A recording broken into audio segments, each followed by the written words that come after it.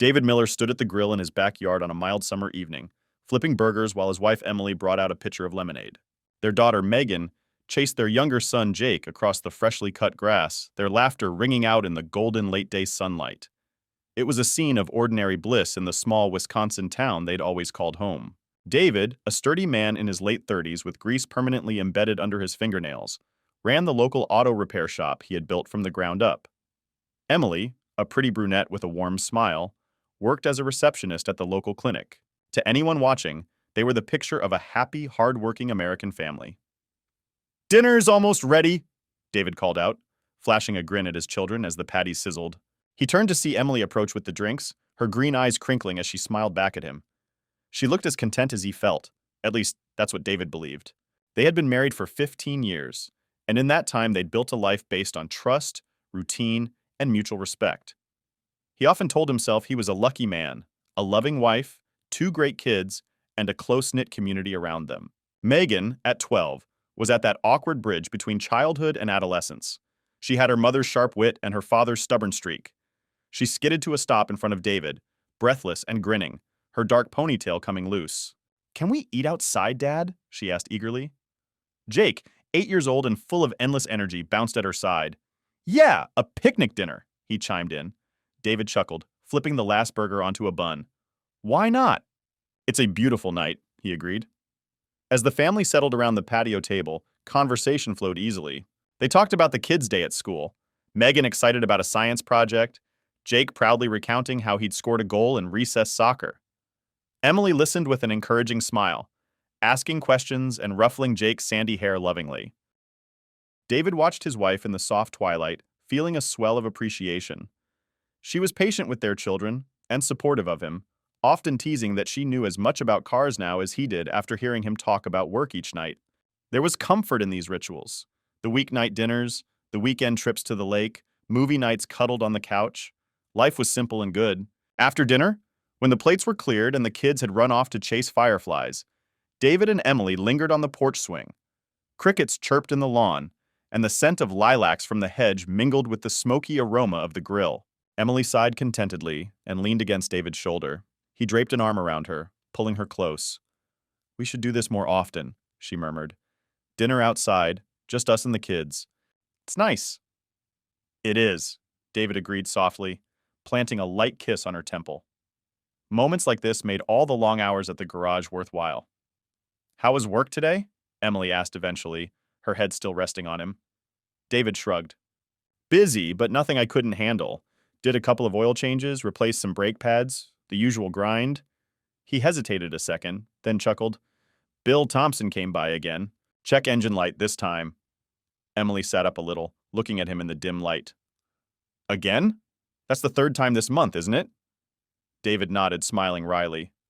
"Yep. I told him that truck of his will keep falling apart if he keeps treating it the way he does." They shared a brief laugh. Bill was their next-door neighbor, and an old high school acquaintance of David's. In a town as small as theirs, everyone ended up knowing everyone else's business sooner or later. Emily shook her head with a soft laugh. "He should just let you fix it properly instead of patching it up whenever something new breaks." "Well, he's never been great at taking care of things long-term," David remarked, rolling his eyes good-naturedly. He had grabbed beers with Bill occasionally and knew the man could be careless, whether it came to his car or his penchant for staying out late at O'Malley's bar. Still, Bill was a friendly enough guy in his early 40s, living on his own after a divorce a couple of years back. David tried not to judge. Small towns thrived on community, and he prided himself on being a helpful neighbor. They fell into a comfortable silence for a moment. A soft breeze swayed the porch swing. David was thinking about how tomorrow he'd have to be up early to open the garage, but he didn't mind. He enjoyed solving mechanical puzzles and the satisfaction of returning a car to its owner purring like new. The garage was his pride and joy. He'd saved for years to start it, and now it was a modestly successful business. Emily's job at the clinic provided steady income too, and between the two of them, they were comfortable, able to afford this house with its peeling white paint and wraparound porch, and little weekend treats for the kids now and then. "Earth to David," Emily teased gently, nudging him. He blinked and smiled down at her. "Just thinking how lucky I am," he said quietly. Emily's face softened, but then she glanced away, a shadow crossing her expression so quickly David almost missed it. Before he could wonder what it meant, She stood up and stretched. I should get these kids to start winding down, she said lightly. You know how Jake gets if he doesn't have his bedtime story? David nodded, letting the momentary flicker of oddness go. He helped round up the children, their protests half-hearted as they trudged inside to wash up and get into pajamas. Later, David read Jake a chapter from a dog-eared adventure novel about pirates, while Emily listened to Megan practice a song on her flute for an upcoming school recital. By the time the household was quiet and the kids were asleep, it was nearly 10 p.m. David found Emily already in bed, looking tired. He kissed her goodnight and settled under the covers. In minutes, he drifted off with the contentment of a man who believed, in that moment, that all was right in his world. Chapter 2. An Unexpected Discovery. Late one Thursday afternoon, David was at his auto shop finishing up the day's work when Bill Thompson's navy blue pickup truck rumbled into the lot. David wiped his hands on a rag and stepped out of the garage bay as Bill climbed from the driver's seat. "Afternoon, Bill," David greeted, forcing a friendly smile. Bill was a tall, burly man with a ruddy face and a perpetual baseball cap. He was wearing a sheepish grin. "Hey, Dave. Sorry to bother you again so soon," Bill drawled, his Midwestern accent thick. "That old check engine light's on again, and, well, I was hoping you could also do a thorough interior cleaning. Spilled some coffee on the seat yesterday and the smell's killing me." David chuckled amicably, concealing any annoyance at the last-minute request. The shop was technically about to close, but Bill was a good customer and a neighbor. "Sure thing," David said. "Pull it into the bay, I'll take a quick look and start on that cleaning for you." As Bill maneuvered the truck inside, David called out, "You can wait in the office or come back in an hour or two. Whatever works." "I might as well walk home and come back before you close up," Bill replied. "Only live a block away, and I could use a shower, been a long day." He gave a short laugh and patted his forehead with a bandana, then tossed David the keys. "Thanks, man. I owe you one." Watching Bill stride off across the gravel lot, David's friendly fade faded into a focused frown. He climbed into the truck and turned the key. The engine coughed to life, and sure enough, the check engine light glowed orange on the dash. "Always something," David muttered, already mentally diagnosing potential causes. He popped the hood and propped it open, then connected a handheld diagnostic scanner to the truck's port. While the scanner ran its analysis, David decided to tackle the interior cleaning. He grabbed a vacuum and some rags, then opened the truck's doors to let the stale air out. The cab of Bill's pickup was typical for him, a bit messy, but nothing terrible. Fast food wrappers in the footwell, a few empty soda cans rolling under the passenger seat, the faint odor of spilled coffee and old upholstery. David started by collecting the trash, tossing it into a garbage bag. As he reached under the driver's seat to grab a soda can that had lodged there, his fingers brushed against something smooth and glossy. Frowning, he pulled it out. It was a photograph, about 4 by 6 inches, slightly bent at the corners. At first, David only registered the colors in the image, a woman's light blue blouse, a man's plaid shirt, before his eyes focused, and he recognized the faces. His breath caught in his throat. Staring back at him from the photo was Emily. His Emily. She was laughing, her green eyes bright, and she was wrapped in a half-embrace with none other than Bill Thompson. They stood close together, Bill's arm around her waist and her hand on his chest, as if posing for the camera. The background looked like it might be Riverside Park down by the lake. The image of a picnic table and water behind them was blurry but familiar. It wasn't a friendly hug between neighbors or a posed shot at a town gathering. It looked intimate. Too intimate. David's heart pounded in his ears. He felt suddenly hot despite the open bay doors and the mild breeze outside. His hand trembled as he turned the photo over, searching for context, a date, a note, anything. On the back, in faint pen, were the initials E and B scrawled and a date. Just 2 weeks ago. The world tilted for a moment. 2 weeks ago? That date was a Saturday. David tried to recall that day. Emily had said she was going on a shopping trip out of town with her friend Lisa. She'd been gone most of the day. They'd texted sparingly, and she came home with a few new clothes for the kids as proof of her outing. Now his mind raced. Was that all a lie? Instead of shopping, had she met Bill for a secret picnic by the lake? His stomach churned violently at the thought. No. No way, David whispered to himself, the words sounding hollow in the empty garage. A wave of nausea rolled over him. The idea of his wife, his high school sweetheart, the mother of his children, being in Bill's arms in any context that wasn't completely innocent seemed absurd. Yet here was a photograph, concrete evidence in his unsteady hand. He felt a sudden urge to tear it to shreds, to unsee it, to erase the image from existence. But a colder, calmer instinct took hold, born of years diagnosing problems methodically at his shop. He needed facts. If this photograph was real, and it certainly looked it, then something had been going on behind his back. He needed to know how far it went. David sucked in a deep breath and forced himself to focus. His mind buzzed with questions and betrayal, but he still had a job to finish. Bill could return any minute for the truck. The diagnostic tool beeped from the hood, indicating it had results. Mechanically, David pocketed the photograph in his coveralls and returned to work on autopilot. He checked the scanner's screen. An oxygen sensor issue, nothing major. He could fix it easily. His hands moved on their own as he fetched a wrench and the replacement sensor from his inventory. But his vision kept swimming with after-images of the photo. Emily, glowing and happy, pressed against Bill. He tightened a bolt too hard and nearly stripped it. Focus, he muttered to himself. He had to push through this and not let Bill suspect anything. Not yet. After swapping out the faulty sensor, David cleaned up the engine and closed the hood. Then he methodically vacuumed the interior, wiping down the dash and scrubbing the coffee stain on the passenger seat. His jaw was clenched the entire time, anger and hurt swirling in equal measure. He replayed the last few weeks in his mind, searching for signs of infidelity he might have overlooked. Had Emily been distant? Not obviously. They still talked, laughed, made love even. She did seem a little preoccupied sometimes, but they'd both been busy with work and kids. Nothing screamed affair to him. That realization cut deep. She had deceived him expertly, if this was what it looked like. When Bill returned an hour later, David had the truck clean, repaired, and parked out front. The photograph burned in his pocket, but he kept his face neutral with effort. All set, he said, handing Bill the keys and a receipt for the sensor replacement. Bill beamed. Thanks, Dave. Truck looks great, and you're a lifesaver fixing that engine light so fast. He pulled out his wallet and paid for the work, adding a generous tip that David normally would have refused.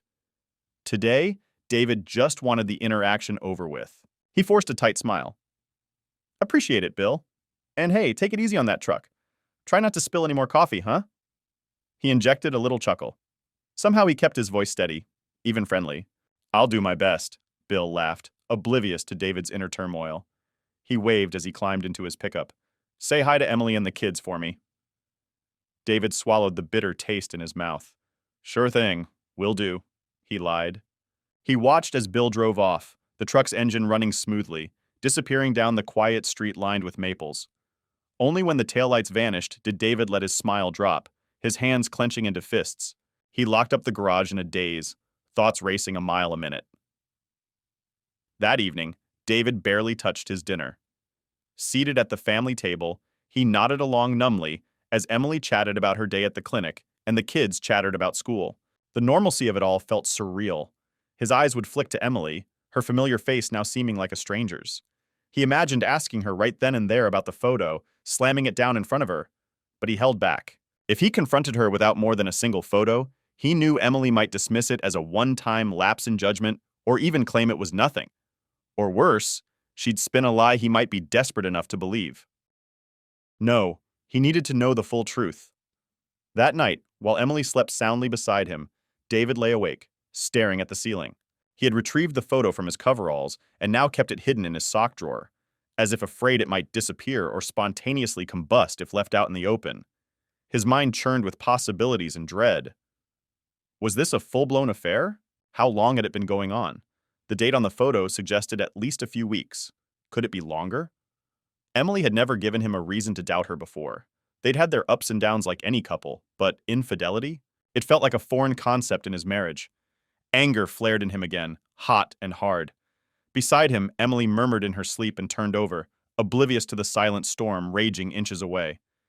David knew what he had to do. He needed proof. Undeniable proof of whatever this was.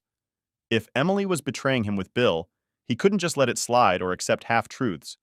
He had to see it with his own eyes. Jaw set and eyes moist with betrayed tears he refused to let fall, David resolved that he would find out the truth no matter how much it might hurt to face it. Only then could he decide what to do next. Chapter 3. Confirmation of Fears. For the next several days, David moved through life in a fog of suspicion and pain.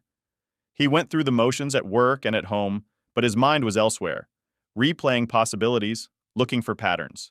He started to watch Emily more closely, noticing things he would have once dismissed.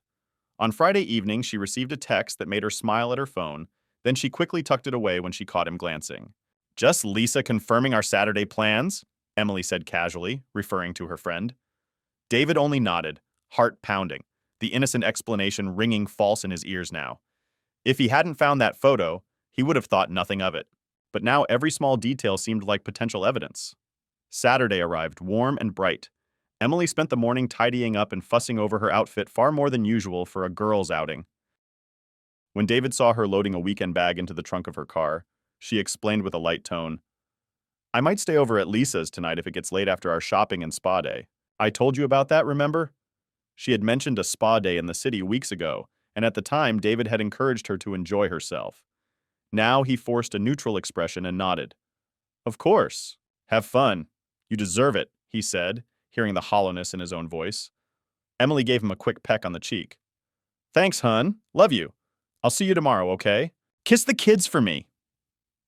She backed out of the driveway, waving at 8-year-old Jake and 12-year-old Megan, who were playing basketball next door. The kids waved back, none the wiser. David stood on the porch, watching his wife drive away with a cheerful toot of the horn. His jaw tightened. The moment Emily's car disappeared at the end of the street, David sprang into action. He had arranged for the kids to spend the afternoon at their grandparents' farm on the outskirts of town, using the excuse that he had errands. In truth, his only errand was finding out exactly where Emily was really going. After dropping Megan and Jake off with warm hugs and assurances he'd be back by dinner, David returned home and prepared to follow Emily. He didn't want to risk being recognized in his own truck. Emily knew it too well, and in a small town, his red pickup was distinctive. So he took an old sedan from his shop, a dusty gray Buick he'd been repairing for a client. It wasn't uncommon for him to test drive customer vehicles, so no one would think twice seeing it. It also provided the anonymity he needed. He hit the highway, adrenaline mixing with dread. He had a vague idea of Emily's supposed itinerary, the city mall an hour away, then maybe a spa or lunch. But David didn't head for the city. Instead, he drove toward Lakeside, a smaller town about 30 minutes north, where Riverside Park was located. He remembered that Bill's divorce had finalized about a year ago, and rumor had it he'd taken his ex-wife to a lakeside resort in that area once. Perhaps it was a favored spot of his. David's instincts told him that Emily and Bill might choose a place far enough from home to avoid familiar faces. There was also a modest motel off Highway 8 near Lakeside, the kind that provided discretion for those who needed it. With a grim determination, David headed that way. The midday sun was glaring as he approached Lakeside. David kept his speed moderate, both hands gripping the steering wheel tightly. The closer he got, the more he second-guessed himself. What if he was wrong? What if Emily really was at the mall with Lisa right now, and he was about to go on a wild goose chase born of paranoia? But then his mind's eye conjured the photo again, Emily laughing in Bill's arms, and any doubt evaporated.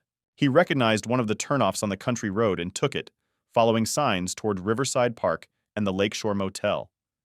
His heart thudded so loudly he wondered if he'd pass out, but he forced himself to focus on the road and the plan. As he neared the Lakeside Inn, a single-story L-shaped motel with sun-faded siding, David spotted Emily's blue sedan immediately. It was parked in a far corner of the gravel lot, partially hidden behind a pickup truck.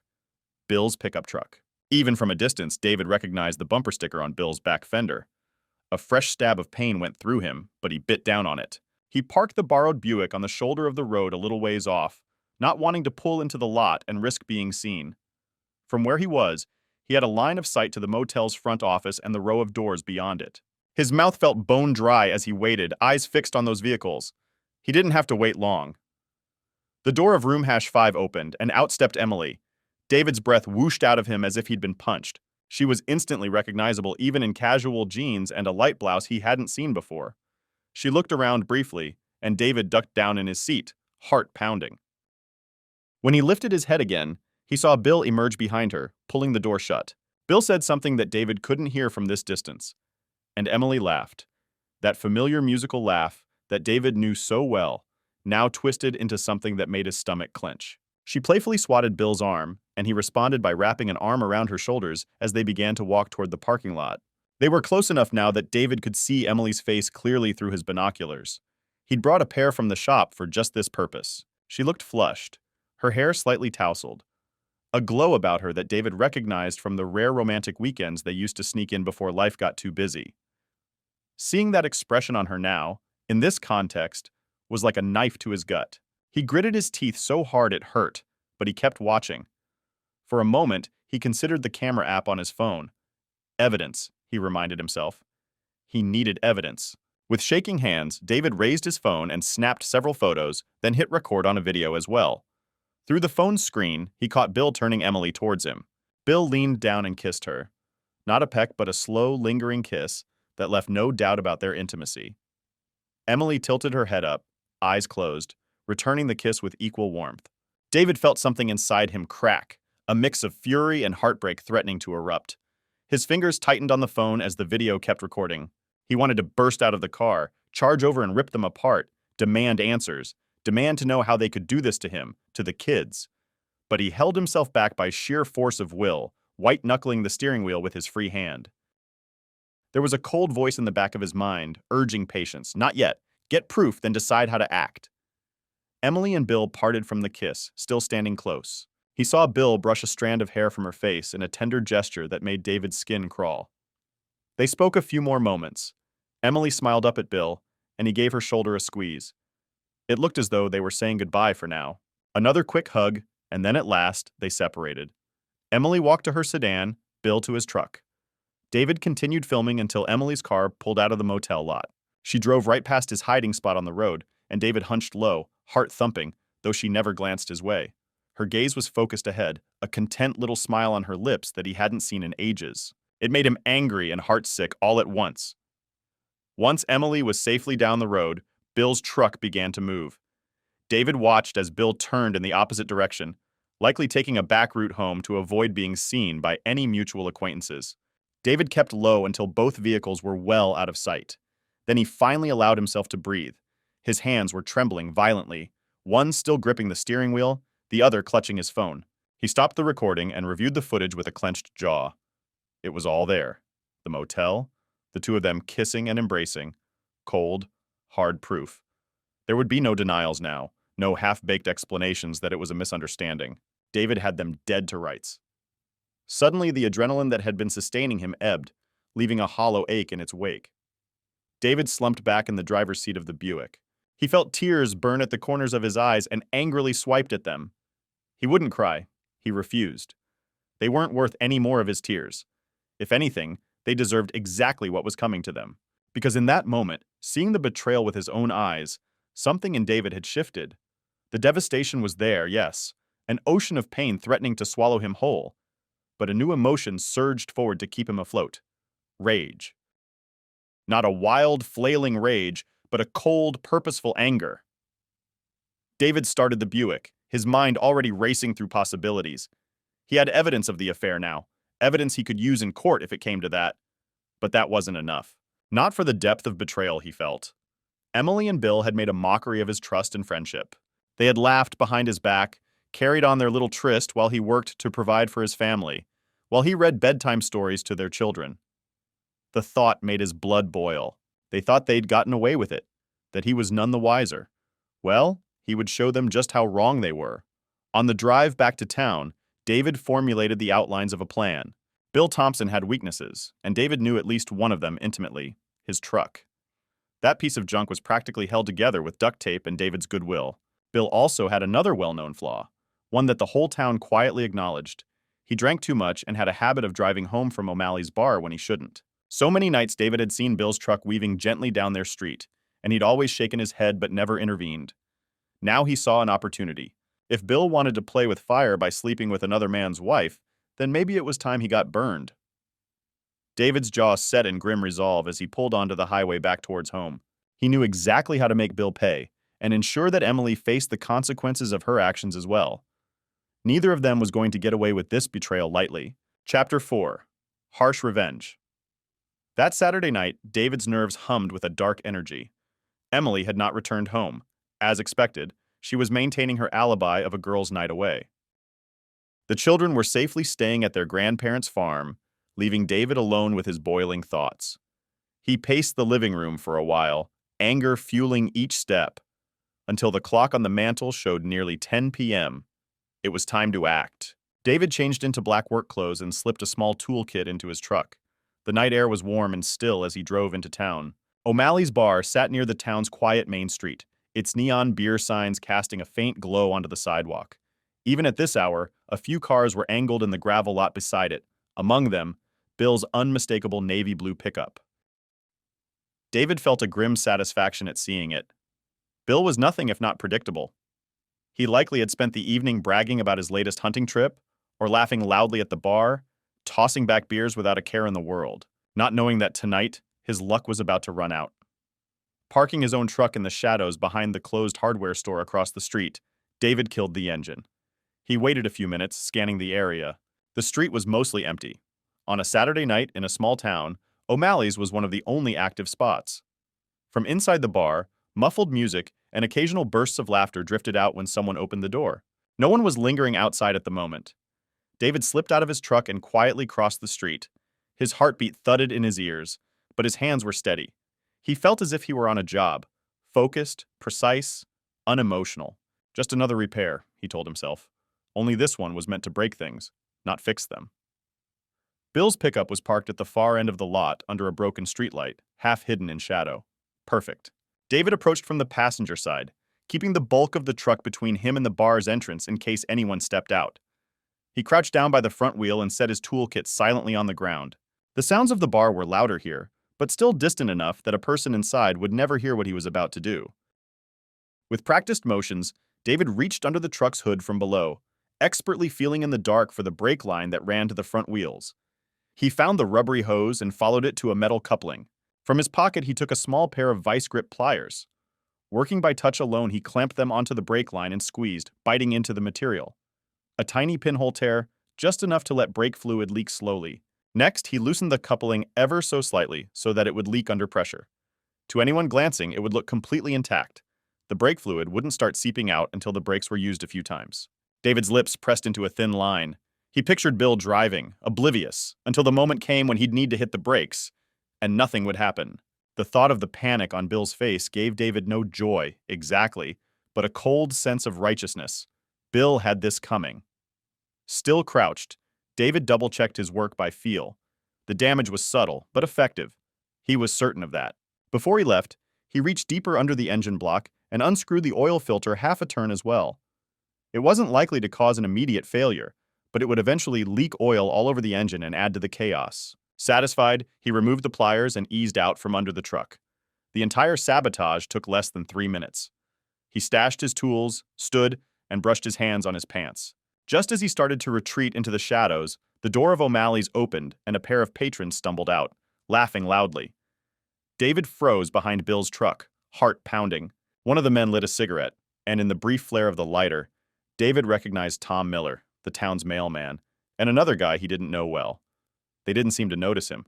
Their attention was on saying their boozy goodnights. They got into a sedan near the bar's entrance and drove off, oblivious. Exhaling slowly, David retreated back across the street, making sure to circle behind the hardware store to avoid being seen. He climbed into his truck. Now, he waited. It was nearly 11 p.m. when Bill finally stumbled out of the bar. David spotted him weaving slightly as he crossed the lot. Bill paused to lean on the bed of his pickup, digging in his pocket for his keys. Under the glow of the bar's neon sign, David could just make out Bill's swaying figure. Even from a distance, he could tell Bill was in no shape to drive. He could barely get the key into the door on the first try. For a split second, David had a flash of conscience. Sabotaging a drunk's car. Was this going to harm only Bill or someone else? But he dismissed the thought. It was late, streets empty, and Bill had made the choice to drive drunk countless times before. If anything, David mused darkly, he might be preventing a worse accident down the line by teaching Bill a lesson tonight. Bill's truck roared to life, and David sank lower in his seat. Headlights swept across the road as Bill pulled out of the parking lot, heading toward the main street that would lead him home. David let him gain a little distance, then started his own truck, and followed without turning on his lights. A block ahead, he saw Bill's truck swerving within its lane. The red glow of brake lights flickered as Bill tapped his brakes, perhaps approaching the stop sign at Elm Street. For a moment, the truck slowed. David tensed, narrowing his eyes at the silhouette of the pickup under the street lamps. Then, suddenly, the brake lights turned off, and the truck rolled straight through the stop sign. He heard the screech of tires as Bill apparently realized he wasn't stopping, followed by the metallic crunch of impact. David's heart jumped into his throat. He eased forward carefully. Bill's truck had plowed into a lamppost on the opposite side of Elm Street. The lamppost, an old metal one, was bent at a sharp angle, sparking from the broken light fixture. Bill's pickup sat at an awkward tilt, hood crumpled and steam rising from the radiator. A couple of late-night pedestrians on the sidewalk nearby were staring, and one ran toward the bar, presumably to get help or call the police. David parked a safe distance back, watching from the dark. He saw movement in the cab of the truck, Bill struggling to open the door. It finally swung open and Bill half fell out, catching himself on the doorframe. Within minutes, a small crowd formed despite the hour. The bartender from O'Malley's came running with a cordless phone in hand, likely having called emergency services. Two men helped Bill away from the smoking truck and sat him on the curb. David could hear Bill's raised, slurred voice from where he sat in his idling pickup. "I'm fine. I'm okay. What the hell? The brakes," Bill was saying, blinking in confusion and reeking of alcohol. His words carried in the still night air. A woman in a bathrobe, who had come out of the nearby apartment building, shouted angrily, "You could have killed someone, you drunk idiot!" Bill hung his head, unable to respond. He was bleeding from a cut on his forehead, but otherwise looked uninjured. Red and blue lights flashed in the distance, sirens growing louder. David knew he needed to leave before the police arrived. He'd seen enough. Bill was alive, which was fine. David hadn't intended to kill him, just to ruin him. And judging by the scene unfolding, that mission was well on its way to accomplished. As the first police cruiser pulled up, David watched an officer step out and approach the group. He could imagine exactly how it would go. The officer would smell the booze on Bill's breath, administer a field sobriety test, which Bill would surely fail, and slap on the cuffs. By morning, word would spread that Bill Thompson had crashed his truck driving drunk through town. In a place as small as theirs, his reputation would be in tatters by noon, and if he had a job left after this, David would be shocked. Quietly, David put his truck into gear and slipped away down a side street, unseen in the commotion. His hands were shaking now that it was done, but he felt a grim relief. Part one of his retribution was complete. Bill had gotten what he deserved, and importantly, no one could trace it back to David. It would look like Bill's own bad habits had finally caught up to him, a conveniently accidental mechanical failure aided by too much alcohol. Exactly the kind of misfortune that garnered little sympathy. But David was not finished. As he drove home through the silent streets, passing houses darkened for the night, his mind turned toward Emily. Bill might have literally crashed and burned, but Emily's reckoning was yet to come. David wanted her to hurt the way he hurt, and he wanted everyone to know what she'd done, to see the truth behind the facade of their perfect family life. She had made a fool of him. Now he would expose her lies under the unforgiving light of day. Chapter 5. Public Exposure. In the week that followed, the small town buzzed with news of Bill Thompson's drunken crash.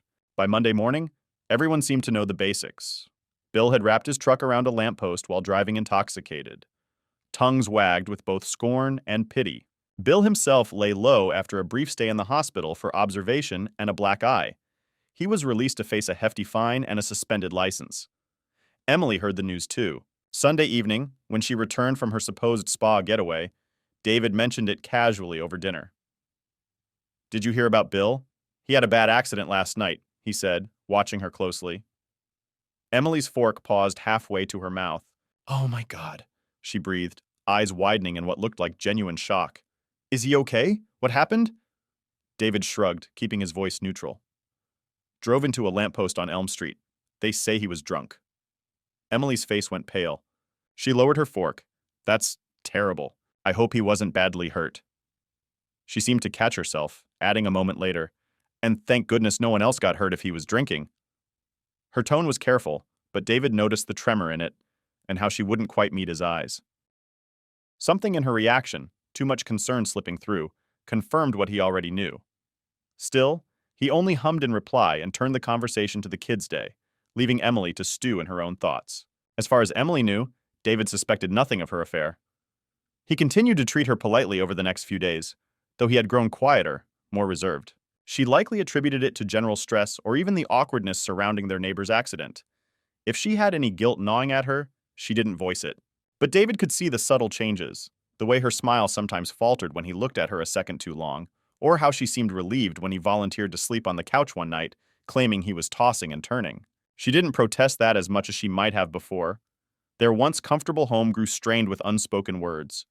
During that time, David quietly set the stage for his next move. He decided to host a weekend barbecue, a friendly neighborhood get-together. It wasn't entirely out of character. Summer was coming, and they'd hosted cookouts a couple of times in the past for birthdays or holidays. He told Emily it would be a great way to bring everyone together and raise spirits after the drama of Bill's accident. It might cheer him up, too, to know people still care, David said with a straight face. Emily seemed a bit surprised, but nodded slowly. Sure, if you think it's a good idea. He saw her eyes search his, perhaps wondering if her husband's sudden eagerness to host a party had any deeper meaning. David kept his expression unreadable and smiled. It'll be fun. Invitations went out and word spread quickly. That Saturday, by noon, David's backyard was bustling. The grill was fired up, picnic tables were laden with potluck dishes brought by neighbors, and kids dashed around playing tag on the lawn. David moved through the crowd of roughly 30 people with an easy smile, offering cold drinks and tending to the burgers and brats sizzling over charcoal. Inside, he felt coiled tight as a spring, but he betrayed none of it. He laughed at small talk, shook hands, and thanked people for coming as if everything were perfectly normal. All the while, the evidence of his wife's betrayal sat ready on a USB drive in his shirt pocket, weighing against his chest like a stone. Emily flitted about nervously, playing hostess. She refilled the bowl of chips, checked on the kids, and tried to smile whenever someone praised the spread. If one didn't know better, she could be mistaken for a perfectly happy wife, enjoying a sunny afternoon with friends and family. But David noticed how her laughter sounded forced, how she jumped slightly whenever someone addressed her unexpectedly. Guilt was eating at her, he could tell, but she still had no idea what was coming. Bill arrived half an hour into the barbecue, slinking in through the side gate. He had a bandage on his forehead and walked with a stiff gait, the remnants of the crash apparent. A hush fell briefly among some neighbors at his appearance. Then a few offered greetings. "Bill, good to see you up and about," called one man sympathetically. "Yeah, glad you're okay," another neighbor added, though the tone was cooler. It was clear the community's view of Bill had shifted in the wake of his DUI. Bill managed a weak smile and lifted a six-pack of beer he'd brought as a contribution.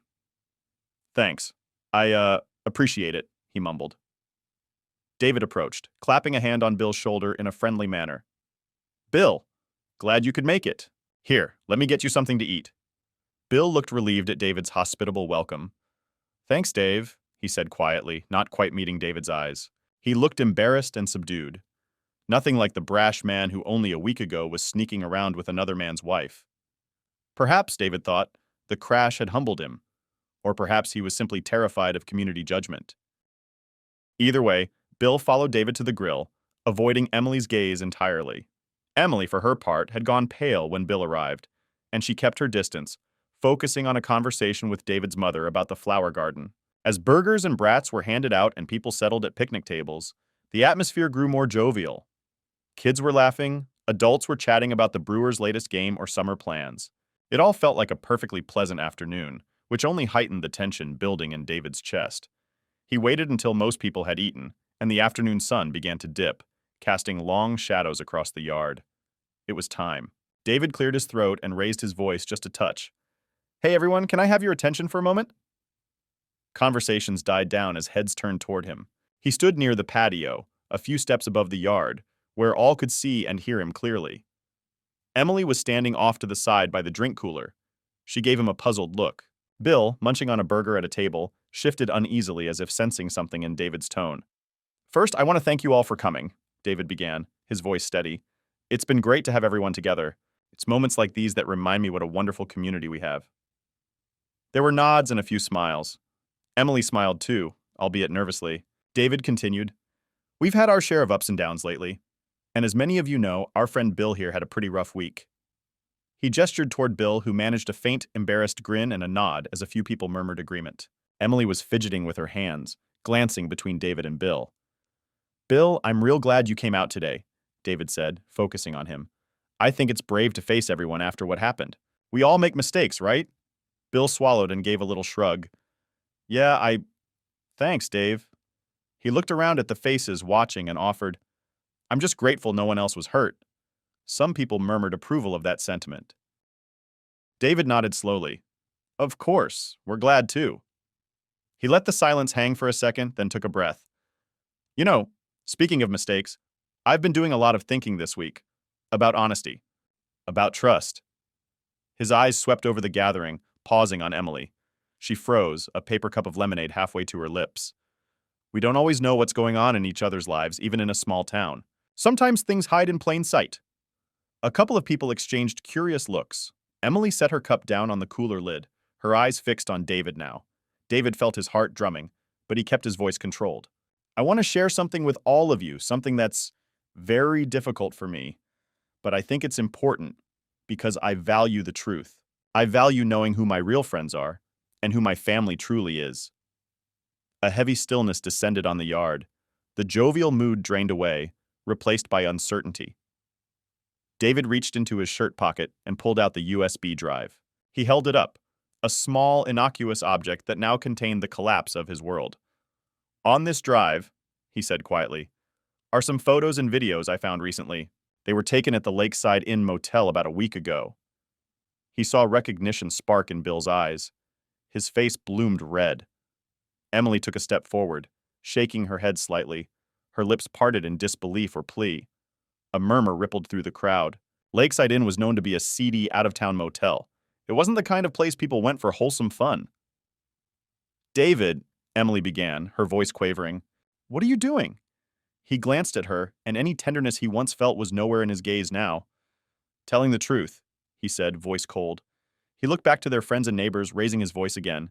These files show my wife, Emily, and my so-called friend Bill meeting together in secret at that motel. They show them.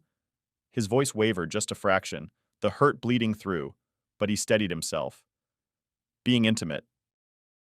Embracing, kissing, betraying me and our children? A collective gasp rose from the gathering. All eyes turned to Emily and Bill. Emily's face had gone a ghastly white. No, she choked out, tears welling in her eyes. Bill stood up abruptly from the picnic table, nearly knocking over his plate. Dave, let's not do this here, he blurted, hands up placatingly. His voice trembled, and he looked around at the gawking neighbors, panic on his face. We can talk about this in private, man. Private? David snapped, his composure finally cracking. You mean like how you two carried on your little affair in private? Sneaking around while I was home with the kids? His words lashed out, each one sharp as a blade. No, Bill. We're past talking in private. I think everyone here deserves to know what you and Emily have been doing behind our backs. Emily was openly crying now. David, please, she begged, stepping toward him. I'm sorry, He rounded on her, and she halted. The fury in his eyes kept her at bay. How long, Em? He demanded, voice rising. How long has this been going on? All those times you said you were with Lisa or working late, was it him every time? Emily covered her mouth with a shaking hand, unable to answer, tears streaming down her cheeks. I trusted you, David continued, voice thick with emotion despite its volume. God, I trusted you both. Our families trusted you, and you made fools of us all. A few people tried to intervene gently. David's brother-in-law stepped forward. Hey now, maybe this isn't the best moment. But David held out his hand to stop him, anger and hurt radiating from him. No, they chose this moment when they chose to do what they did. He looked at the crowd, some of whom were holding their hands over their mouths in shock, others glaring at Bill or Emily with contempt. I want you all to see them for what they are. Bill, the town drunk who also happens to be sleeping with my wife, and Emily. He faltered just a moment saying her name, pain cracking his voice. The woman I loved, who lied to my face over and over again. Emily sobbed, reaching a hand toward him. David, I love you. It was a mistake, please. A mistake? David echoed, a bitter laugh escaping his throat. Sneaking around for weeks, maybe months, that's not a mistake, Emily. That's a series of choices. Deliberate choices to betray me and our children. At the mention of the kids, Emily crumpled. She looked around frantically, spotting Megan and Jake standing at the fringes of the crowd with David's sister. Megan was holding her little brother's hand, her young face stricken and pale. They had clearly overheard everything. Oh, God, Emily whispered. Megan, Jake? Megan, who was on the verge of her teenage years, understood enough. Her eyes brimmed with angry tears. Mom, how could you? She cried out in a cracking voice. Jake, confused and scared, hid against his aunt's side, starting to cry because everyone else was upset. Emily took a step toward them, but Megan recoiled, putting an arm protectively in front of her brother. "Don't!" Megan hissed, glaring at her mother with a mixture of sorrow and fury that no 12-year-old should have to feel. The crowd parted to let the children move away from their mother. Emily looked shattered, reaching toward her kids with trembling hands that never connected. "I'm sorry," she sobbed. "I'm so, so sorry." But her children turned away, guided gently into the house by David's sister. Bill, still standing, looked around at the accusing stares of neighbors and friends. He opened his mouth as if to defend himself, but nothing came out. What could he possibly say? One of Bill's closer friends, a man named Gary, stood up from the table with a disgusted shake of his head. "Jesus, Bill, with Emily? And sneaking around like that?" "What the hell, man?" Bill reached a hand out. "Gary, listen." But Gary backed away, holding up his palms. "I don't think so. Dave's right. We all trusted you. I had you over for dinner with my family just last week." The betrayal extended beyond David's family. The neighbors felt lied to as well. The gathering was in chaos now. Murmurs, whispers, a few people comforting Emily's distraught parents, who had arrived earlier and now stood in shock and embarrassment. Emily's father looked at his daughter with deep disappointment, while her mother quietly cried into a handkerchief. David's own parents were there too, his mother looking grim and his father's arm tight around her shoulders. They had no words. They simply stared at Emily and then at David, heartbreak on their faces. David took a deep breath, trying to steady himself. His piece was said. The evidence, if anyone doubted, was there on the drive and in the photo he still had, but by now no one seemed to need further convincing. The guilty faces of Bill and Emily told the story. "This marriage is over," David said finally, voice cold and clear. "I'll be filing for divorce first thing Monday, and I will be seeking full custody of my kids." He glanced at Emily with nothing but resolve. "I'll see to it you get nothing from me. Not after what you've done." Emily shook her head desperately, stepping toward him. "Please, David, don't do this." She reached out as if to touch his arm, but he stepped back, holding his hands up in a warding-off gesture. "Don't," he said sharply. "You made your choices. Now live with them." Bill tried one last time to salvage some scrap of dignity. "Dave, I'm sorry. We never meant—" "Shut up, Bill," David snarled, turning on him. The larger man actually flinched. "You're sorry? Sorry you got caught, maybe. You think I'll ever forgive you? Either of you?" Bill's mouth worked, but he had no answer. The silence that followed was heavy and final. Finally, one of the older neighbors, Mrs. Jenkins, cleared her throat and said, "Perhaps it's best if we all leave now. Give the family some space." People began to nod, the spell of shock lifting now that the ugly truth was out. A few approached David quietly, offering pats on the back or murmured words of support. "We're here for you, Dave. If you need anything, just call." He nodded appreciatively, though he felt numb. Others steered clear of Bill and Emily as they shuffled toward the exit gate, pariahs in their own neighborhood. Emily tried one more time to approach David, her face blotchy and desperate. "David, I am so sorry. I was stupid and selfish and—" He cut her off, voice hoarse. "Yes, you were—" He looked at her, the woman he had loved for a decade and a half, and felt nothing but anger and sorrow. "Leave, Emily. Just go." Her breath hitched as if he had struck her. For a moment she looked like she might collapse, but then her own father was at her side, gently taking her arm. "Come on, Em," he said quietly, his voice thick with disappointment. Emily allowed herself to be led away, sobbing quietly as the yard emptied out. Bill lingered uncertainly by the gate as if wanting to say something to David, but one warning glare from David sent him scurrying off, head down. In a matter of minutes, the backyard went from a lively gathering to a near-empty space. Only David's immediate family remained. His parents, his sister, who had taken the kids inside, and a couple of close friends who were helping to clean up silently. David stood in the center of it all, feeling hollow, yet grimly vindicated. He had done it. He had taken the truth and laid it bare for all to see, no matter how painful. And in the process, he had torn apart the lives of the two people who had betrayed him so deeply. There was no going back now. Chapter 6. A Ruthless Divorce. True to his word, first thing Monday morning, David contacted a divorce attorney. By Wednesday, papers were filed at the county courthouse citing infidelity and emotional distress. The weeks that followed were a whirlwind of legal proceedings and raw emotions. Emily moved out of the house immediately. She couldn't have stayed even if David had allowed it. not after the public unmasking of her affair. For the time being, she went to live with her parents on the other side of town, but even they were strained in their support, devastated by what she had done. In the initial days after the barbecue, Emily tried to reach David numerous times. She left voicemails in tears, wrote him a long apologetic letter, even showed up at the garage once. David refused to engage. When she walked into his shop one afternoon, eyes red and begging to talk, he simply pointed to the sign that said, "Closed for lunch," and locked the office door with her still standing outside. His heart hammered in his chest afterward, but he steeled himself. There was nothing she could say that would undo the hurt, and he was done listening to her lies. Their communication narrowed to the bare minimum, mostly through lawyers. David's attorney, a sharp-eyed woman named Karen Finch, assured him that Wisconsin was a no-fault divorce state, but evidence of adultery could still influence certain outcomes.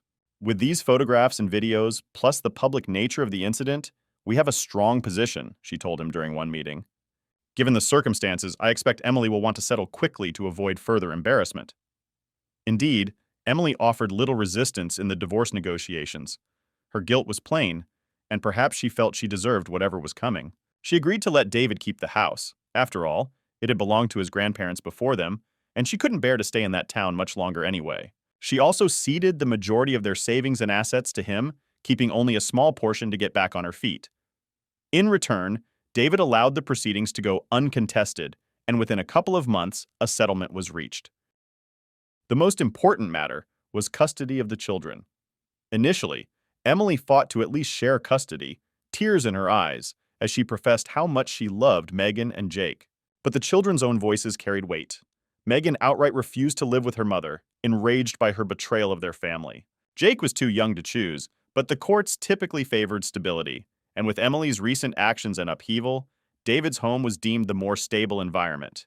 In the end, David was awarded primary physical custody of both kids. Emily was granted only limited visitation rights, which, for the time being, neither child showed much interest in exercising. On the day the divorce was finalized, a gray, drizzly Tuesday morning, David found himself standing in the nearly empty courtroom next to Karen, while Emily stood with her attorney on the opposite side. Emily looked small and haggard in an ill-fitting business suit, a stark contrast from her usually polished appearance. She kept her head down as the judge reviewed the settlement details. When asked if he had any final statements, David said simply, "No, Your Honor," in a firm voice. When the judge asked the same of Emily, she hesitated. For a moment she raised her head and looked at David. He met her gaze without flinching. Whatever she saw there made her lower her eyes again. "No, Your Honor," she whispered. And just like that, 15 years of marriage were dissolved in a few strikes of a gavel. David walked out of the courthouse feeling a heavy kind of relief. The legal ties were severed, but the emotional scars remained. Still, he had what he wanted. His children safe with him, his home intact, and the person who betrayed him legally cast out of his life. Outside, as the drizzle turned to light rain, David paused on the courthouse steps and tilted his face up, letting the cool drops splash onto his skin. It was the first time in weeks he could remember feeling a hint of peace. Emily stepped out a moment later under an umbrella held by her attorney. She looked at David across the wet parking lot, as if expecting or hoping he might say something now that it was done. But David turned away and walked to his truck. There was nothing left to say. In that moment, watching her standing small in the rain, he felt not sympathy but a grim confirmation. He had been right to pursue this path. There are betrayals one cannot simply forgive, and consequences had to be faced. He drove off without a backward glance, ready to start a new chapter on his own terms. Chapter 7. Consequences of the Fall. In the months following the divorce, Emily's life unraveled in ways she never imagined. She could no longer bear to work at the clinic where every coworker eyed her with thinly veiled judgment. Whispers followed her in the halls, and longtime patients she had chatted with for years now avoided her. Overwhelmed by shame, Emily resigned from her receptionist job a few weeks after the court finalized the divorce. With no income and no home of her own, she stayed in the spare bedroom at her parents' house for a while. But that too became strained. Her father barely spoke to her, and her mother's sad eyes were a constant reminder of her failures. By the end of summer, Emily moved out to a small one-bedroom apartment across town. The apartment was in an aging brick building that smelled of mildew and old cooking oil. It was a far cry from the cozy family home she had shared with David and the kids. Her savings were meager after the divorce settlement, and she had to take the first job she found, waitressing at a 24-hour diner near the highway. It was hard, thankless work. Long hours on her feet for minimum wage plus fickle tips. Each shift left her exhausted, but it was the only way to afford rent and groceries. Some nights, wiping down counters at midnight, she would catch her reflection in the diner's window. She looked gaunt and tired, a far remove from the vibrant, confident woman she had been a year ago. Worse than the menial job or the dingy apartment, though, was the loneliness. Emily had become a pariah in town. Former friends dropped away. Even Lisa, the friend whose name Emily had used as a cover, couldn't meet her gaze at the grocery store. At the diner, she occasionally encountered neighbors or acquaintances. Some offered pained half-smiles out of pity, others outright snubbed her. One evening, a couple she recognized as friends of David's sat in her section. Upon seeing her, they requested a different table. Emily felt the sting keenly but plastered on a polite face as if she hadn't heard. Once, she overheard two regulars at the counter whispering about her, using the word homewrecker in a not-so-quiet tone. She wanted to crawl into a hole and disappear. As for Megan and Jake, they remained with David. Emily's visitation rights allowed her a few hours with them every other weekend, but more often than not, the kids refused to come. Megan, hurt and angry, wouldn't return her calls or texts beyond one or two terse responses. Jake was younger and less openly hostile, but he was withdrawn and confused when she did see him. In one painful encounter, Emily met Jake at a park. Megan had outright refused to come along. Jake greeted her politely, but kept asking when Dad would pick him up. He seemed more comfortable kicking at the dirt and looking at the ground than meeting her eyes. When David's truck pulled up at the end of the visit, Jake ran to him without a backward glance, leaving Emily standing alone by the swings, tears slipping down her cheeks. In quiet moments alone in her apartment, Emily often scrolled through old photos on her phone, family vacations, birthdays, Christmas mornings, punishing herself with memories of happier times. She would cry until she had no tears left, asking herself over and over how she could have thrown it all away. The affair with Bill seemed so foolish now, so trivial compared to what she'd lost. At the time, she had been swept up in secret excitement and feeling desired, but it was never worth the devastation left in its wake. And what of Bill? He fared no better. After his drunken crash and the very public revelation of the affair, his already tarnished reputation in town was utterly ruined. The company he worked for, a local delivery service, let him go when his driver's license was suspended due to the DUI. Unemployed and facing sideways glances everywhere he went, Bill tried to tough it out for a month or two, but the isolation was heavy. Anytime he walked into O'Malley's bar for a drink, conversation would grow hushed, and cold shoulders would turn his way. Even heavy drinkers don't like a man who breaks the unspoken codes of friendship. He was no longer just the affable divorced guy next door. He was the drunk adulterer who had betrayed a neighbor's trust. One crisp October morning, a moving truck appeared in front of Bill's house. By sunset, he was gone, off to seek anonymity in another town. He left no farewells for anyone in the neighborhood. Emily learned of his departure when she saw his house dark and empty, a for sale sign staked in the unkempt lawn. He hadn't told her he was leaving. In fact, they hadn't spoken at all since that fateful barbecue day. Perhaps neither could face the other, both reminders of mutual ruin. The silence between them suited Emily fine. She harbored no great desire to rekindle anything with Bill. What little fantasy they'd shared was shattered. In the end, they hadn't even been friends, just co-conspirators in a terrible mistake. Now she was left to pick up the pieces alone. Many nights Emily lay in her narrow bed staring at the ceiling, imagining how, in a different world, she would be lying in her comfortable bed at home next to David, the kids asleep down the hall. She imagined the sound of David's steady breathing, the warmth of his arm draped over her, the security of knowing her family was intact. Then reality would come crashing back. The quiet hum of her refrigerator, the single pillow beside her unused, the knowledge that her children were across town and might never fully forgive her.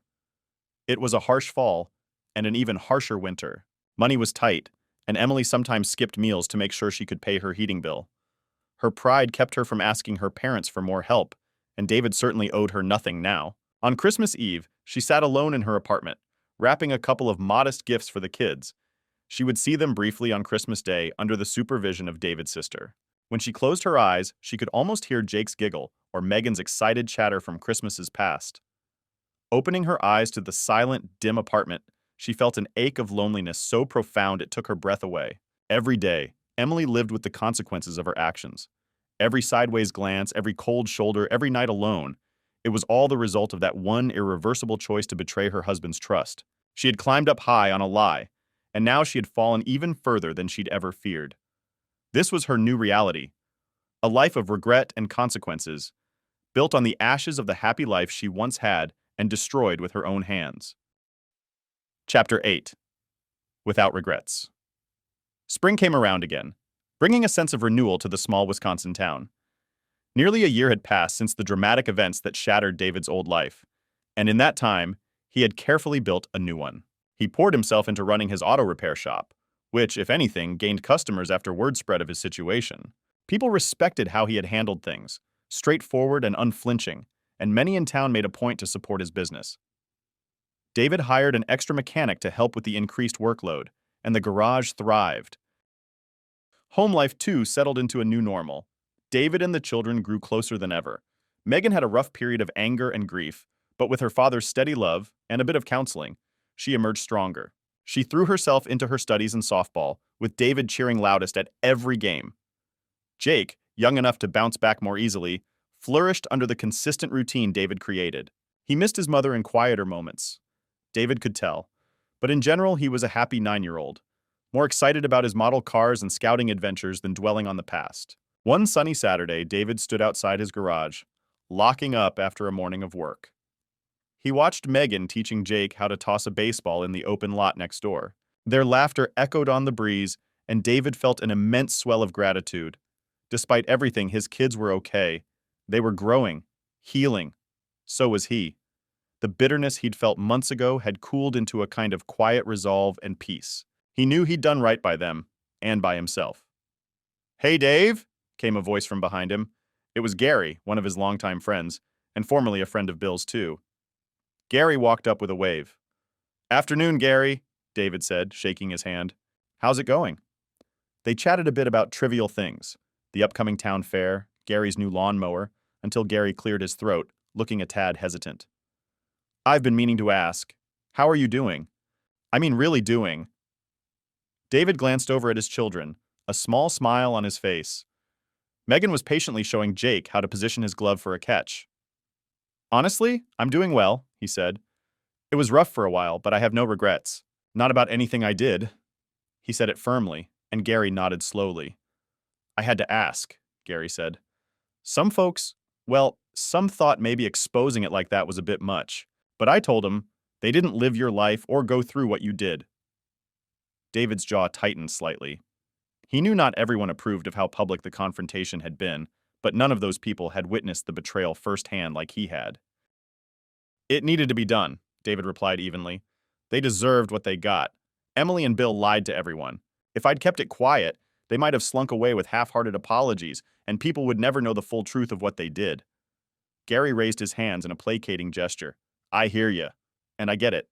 After seeing how they hurt you and the kids, well, let's just say no one around here blames you anymore, especially after how you've handled things since—" He gestured towards Megan and Jake. "You're doing a great job with them. They're good kids." "Thanks," David said, his eyes warm as he watched his children. "They're tougher than I imagined. We've gotten through it together." Gary gave David a pat on the shoulder. "If you ever need anything—" "I know," David interrupted gently. "Thank you." He meant it. In the early days, friends like Gary, as well as his own family, had been his support system. Now he stood on his own 2 feet again, but he wouldn't forget their kindness. After Gary left, David walked over to his kids. "All right, you two, ready for lunch?" he called. They ran over, Jake excitedly babbling about how he almost caught a tricky fly ball Megan threw. David scooped his son up with a grin and draped an arm around Megan's shoulders as they headed to the truck. "Burgers at Millie's Diner?" he suggested. "Yes!" Jake cheered, while Megan smiled and said, "Sure, Dad." As he drove with the kids, windows down and the radio playing, David felt a contentment that had been missing for a long time. He glanced in the rearview mirror at Jake, who was making his action figures battle each other in the back seat, and at Megan beside him, who was gazing out the window with her hair whipping in the spring wind. They would be okay. He would be okay. He thought back to the turmoil of the last year. The shock of finding that photo, the gut-wrenching pain of seeing his wife in another man's arms, the rage and the meticulous steps he'd taken to ensure neither of them got away unscathed. It had been a dark time, but he didn't regret walking through it. It led him here to a brighter present. In exposing their betrayal, he had reclaimed his dignity and secured a better future for himself and his children. David pulled into the diner parking lot and looked at his kids again. He felt the last bits of residual anger and hurt melting away under the warmth of their voices as they teased each other.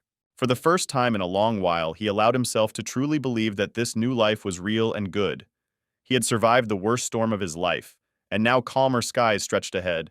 No, he had no regrets at all. Everything he'd done, every tough decision, every ounce of backbone it took to stand up and seek justice for the wrongs against him, was worth it. He would do it all again if he had to.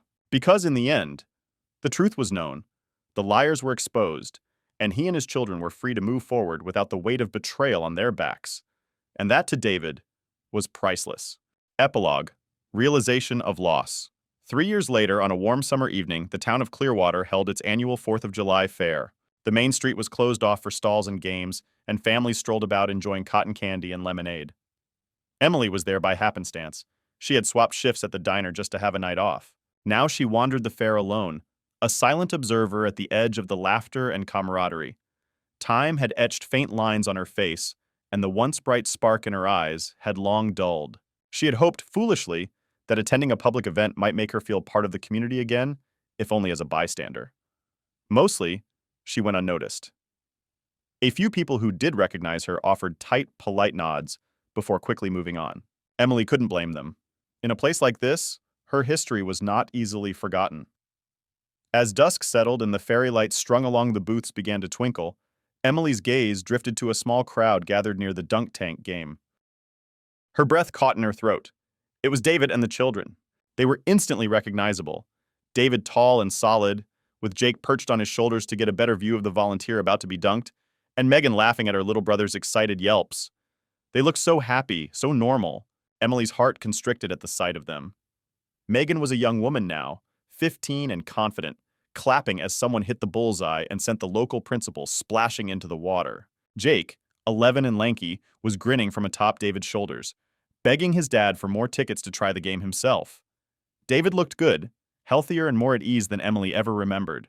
He'd let his hair grow a bit, a few strands of gray at the temples, but it suited him. He wore a relaxed smile as he plucked Jake off his shoulders and handed the boy a few tickets, nodding towards the line for the dunk tank. The three of them moved as a unit, so comfortable in each other's company. Emily felt a pang so deep it nearly brought her to her knees. That used to be her family. She used to be part of that laughter, those smiles. Now she was just a ghost at the edge of the crowd watching them from afar. Unconsciously, Emily stepped forward, drawn to them. She stopped herself after a few paces, her heart hammering. What was she thinking? She couldn't just walk up and say hello. Not after everything. 3 years had passed, but the chasm between them hadn't narrowed. If anything, it had widened with time. She'd respected the boundaries David set, seeing the children only occasionally under supervision and never pushing for more. She knew they resented her presence, and she tried to be grateful for even the smallest glimpses of them. And here they were, happy, whole without her. In a way, that was a comfort. At least her mistakes hadn't ruined their lives permanently. The kids were all right. David was all right. But it underscored how thoroughly she had ruined her own life. A wave of grief and longing rolled over Emily. She wished she could turn back time, erase all her wrongs, and wake up from this nightmare of her own making. But life offered no rewinds or redos. Just then, as Jake took his place in line and Megan pointed something out in a nearby stall to David, David's gaze drifted over the milling people and landed on Emily. She froze as their eyes met across the distance. For a moment, time seemed to slow. Emily's lips parted, though no sound came out. She couldn't tell what she was hoping for. Maybe just acknowledgement, maybe some sign of forgiveness, or even regret. David's face was calm, unreadable in the twilight. He gave a faint nod, a polite recognition of her presence, nothing more. There was no smile, no wave, but also no frown. Just nothing. Then David broke the gaze and said something to Megan, who glanced briefly in Emily's direction. Megan's expression hardened and she quickly looked away, focusing back on her brother at the dunk tank.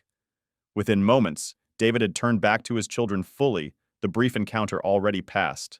He put a hand on Megan's shoulder reassuringly, guiding her toward Jake, who was now taking aim at the target.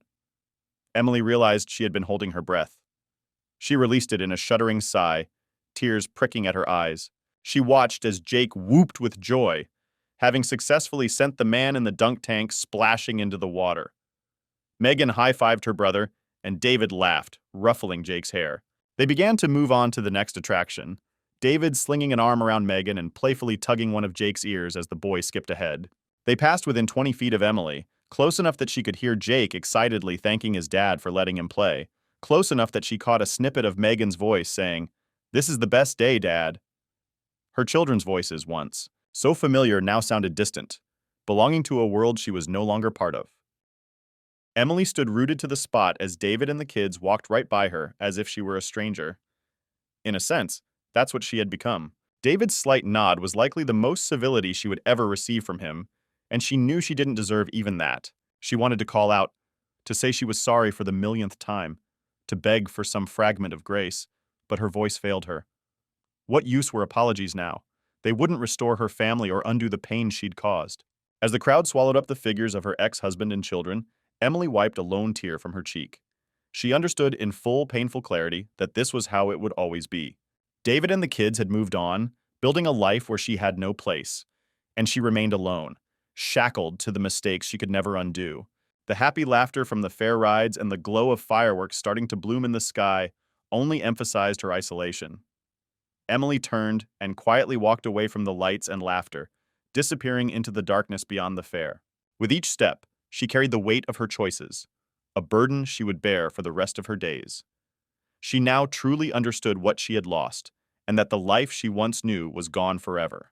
There would be no more warm family nights on the porch swing, no more children's giggles in the backyard, no loving husband's arm around her in the dark. Those were the things she had destroyed with one unforgivable betrayal. And the harsh truth was, she had no one to blame but herself.